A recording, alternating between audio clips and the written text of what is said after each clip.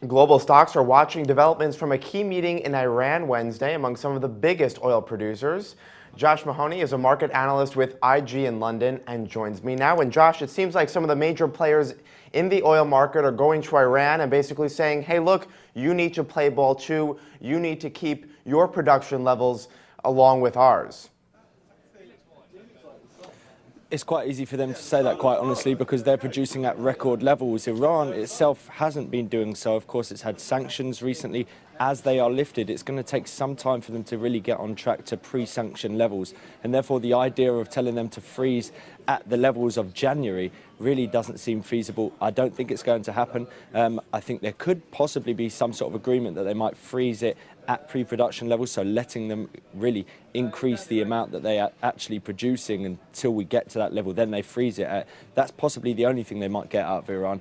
But quite frankly, the idea that you might stem the supply of oil by actually telling everyone to freeze production at record highs, it doesn't really seem like a good strategy to try and bring up the price. Well, when you mention record highs, I mean, that's a great point. I mean, is this really the right conversation to be having, talking about capping production? Shouldn't we be talking about, reducing production?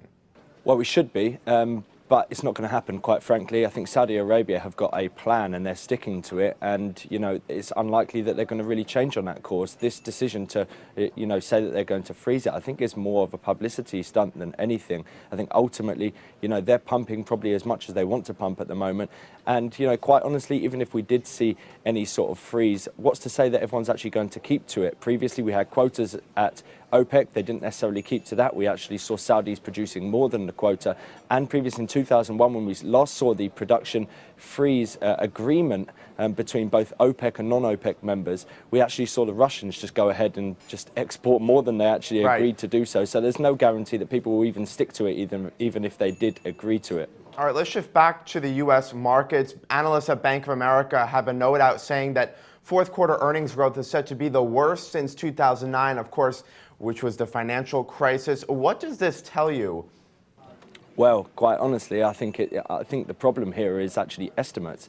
I think that everyone's got such lower estimates in terms of earnings that actually, we don't actually have high expectations going forward. I think despite the fact that actually some companies have fared quite well, I think a lot of this is actually to do with the fact that we've got low estimates, and actually going forward, I think this is going to really be a continued theme going into the next quarters.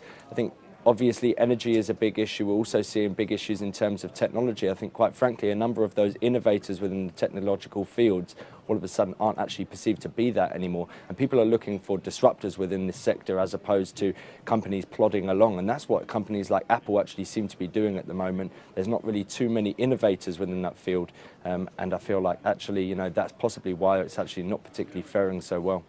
And Josh, finally, anything you're watching in the Federal Reserve's minutes, which are released later Wednesday?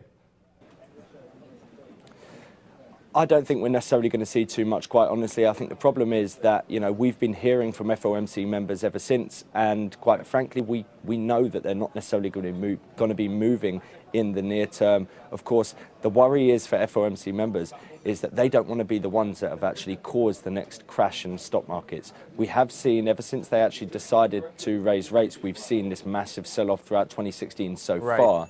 And obviously they're going to be a little bit worried that that could possibly be attributed to them. So I think they're going to hold off for a little while yet to actually see markets stabilize and to actually make sure that they're not, kicking essentially the markets while they're down and pushing them lower than they have to be. So I think they'll probably wait for some sort of stability. I think we're probably going to hear that they're not necessarily going to be raising it too soon and probably going to be data dependent. Much more of the same, I would expect. All right, Josh Mahoney, a market analyst at IG in London. Josh, thanks very much. Thank you. I'm Scott Gamm, and you're watching The Street.